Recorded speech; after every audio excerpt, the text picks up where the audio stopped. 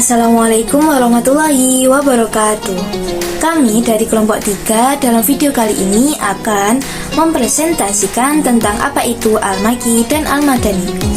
Mari kita bahas bersama tentang pengertian, perbedaan, ciri-ciri, dan manfaat mempelajari ilmu Makki dan Al-Madani. Baik, yang pertama kita bahas pengertian Al-Makki dan Al-Madani. Dari segi bahasa, Al-Makki dan Al-Madani diambil dari nama kota di Jazirah Arab, yaitu kota Makkah Al-Mukarramah dan kota Madinah Al-Munawwarah. Makkah dan Madinah merupakan dua tempat suci yang menjadi saksi dakwah Nabi Muhammad. Menurut beberapa ulama, terdapat beberapa definisi mengenai ayat Makkiyah dan Madaniyah, yaitu ayat Makkiyah adalah ayat yang turunnya di kota Mekah dan kota sekitarnya. Sedangkan ayat Madaniyah yaitu ayat yang turunnya di kota Madinah dan di kota sekitarnya. Berikutnya yaitu ayat Makkiyah adalah suatu ayat yang diwahyukan sebelum Nabi Muhammad hijrah ke Madinah. Sedangkan ayat Madaniyah ialah ayat yang turunnya setelah Nabi Muhammad hijrah ke Madinah.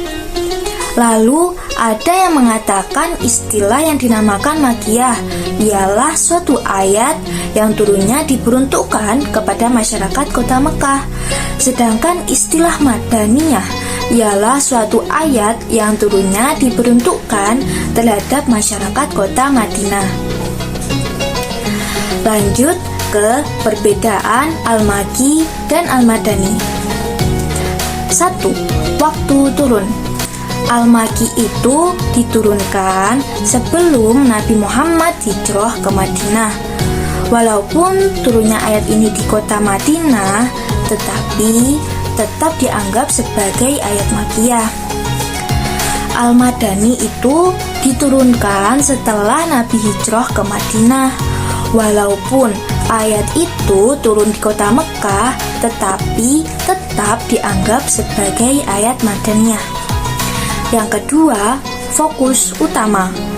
Al-Makki berisi tentang akidah, tauhid keimanan, kisah nabi-nabi, serta kaum zaman dahulu sebelum zaman Nabi Muhammad. Sedangkan Al-Madani berisi tentang hukum sosial, tata cara ibadah, syariat-syariat, dan peraturan masyarakat. Berikutnya, ciri-ciri Al-Makki. 1. Memuat kisah para nabi dan umat-umat terdahulu. Yang kedua, isinya memberi penekanan pada masalah akidah, tauhid, keimanan.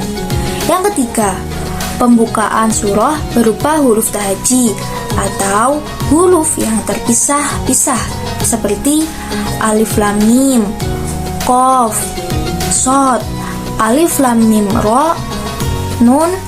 Nah, kecuali surah Al-Baqarah dan surah Al-Imran. Selanjutnya, ciri-ciri Al-Madani. Yang pertama, penyebutan tentang kaum munafik. Yang kedua, terdapat hukum-hukum faraid, hudud, jihad di dalamnya.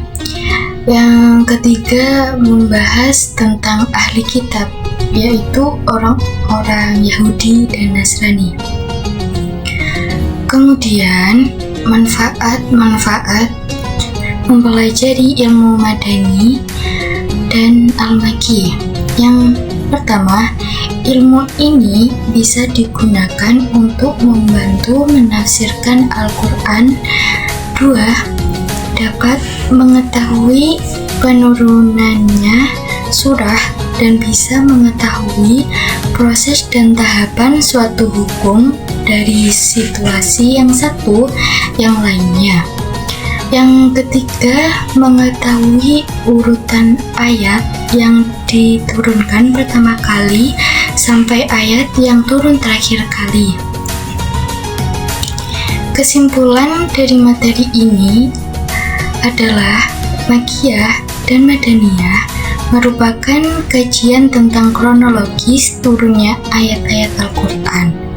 Makkiyah adalah ayat-ayat Al-Quran yang turun di Mekah pada masa sebelum hijrahnya Nabi Muhammad.